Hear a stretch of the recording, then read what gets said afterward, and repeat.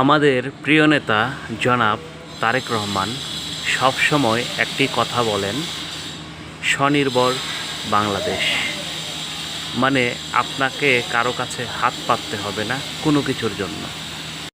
যেমন আমাদের আর্মিকে শক্তিশালী করার জন্য আমাদের স্বনির্ভর হতে হবে, আমাদের সীমান্ত রক্ষা করার জন্য আমাদের নিজেদের স্বনির্ভর হতে হবে, আমাদের কৃষি সেক্টরে নিজেদের স্বনির্ভর হতে হবে। সর্বক্ষেত্রে যখন আপনি স্বনির্ভর হবেন, তখন আপনি কারোর সঙ্গে চোখ রাঙিয়ে কথা বলতে পারবেন। যেমন, আমি তোমার দেশে যাই না বা তোমার দেশ থেকে আমি কোনো কিছু আশা করি না। 1971 সালে আমরা স্বনির্ভর না থাকার কারণে আমাদের অভাবনীয় ক্ষতি হয়েছিল, যে ক্ষতি চোকাতে হয়েছে আমাদেরকে প্রায় 54 থেকে 55 বছর।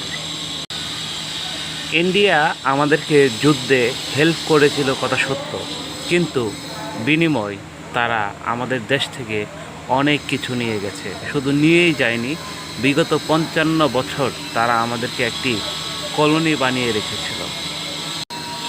তার মূল কারণ হচ্ছে আমাদের স্বনির্ভরতা ছিল না। একটি আধুনিক সেনাবাহিনীর সাথে দাও, বলম, খন্তি দিয়ে যুদ্ধ করা যায় না। যুদ্ধ করতে হলে অস্ত্র লাগে। সেই অস্ত্র ইন্ডিয়ানরা আমাদেরকে দিয়েছিল, যার কারণে আমরা যুদ্ধ করতে সহায়ক হয়েছিলাম। 5 আগস্টের পর আমরা সেই দেনা থেকে মুক্তি হতে পেরেছি ইন্ডিয়ার কাছ থেকে।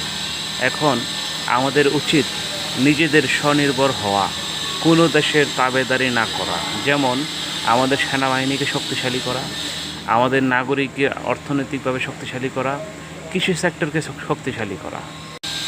যদি আমাদের কারো মনে এইরকম ভাবনা আসে যে ইন্ডিয়া এখন আমাদের শত্রু হয়ে গেছে, পাকিস্তানকে এখন আমরা বন্ধু বানিয়ে নেব, আসলে আলটিমেটলি কোনো লাভ হবে না। তখন আবার পাকিস্তান আপনাকে সেই শোষণ করবে। এটাই বাস্তবতা।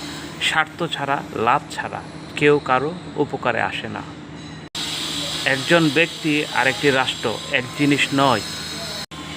রাষ্ট্রের সাথে রাষ্ট্রের সম্পর্ক হয়, রাষ্ট্রের সাথে রাষ্ট্রের বিজনেস হয়। স্বার্থ ছাড়া কেউ বিজনেস করে না, কেউ সম্পর্ক করে না। এটাই হচ্ছে বাস্তবতা।